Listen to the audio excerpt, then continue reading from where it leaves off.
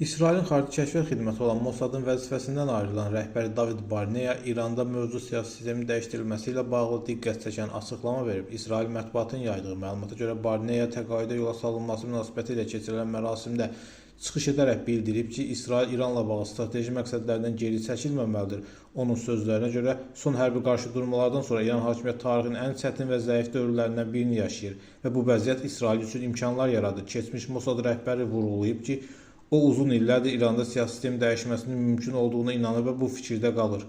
Barneya bildirib, mən inanırdım və hələ də inanıram ki, İranda reallığın rejimin devrilməsi yolu ilə dəyişdirilməsi mümkün və nail ola biləcək məqsəddir. Onun sözlərinə görə bu məqsədə çatmaq üçün davamlı fəaliyyət, strateji səbir, soyuqqanlı yanaşma və missiya tam sadiqlik tələb olunur.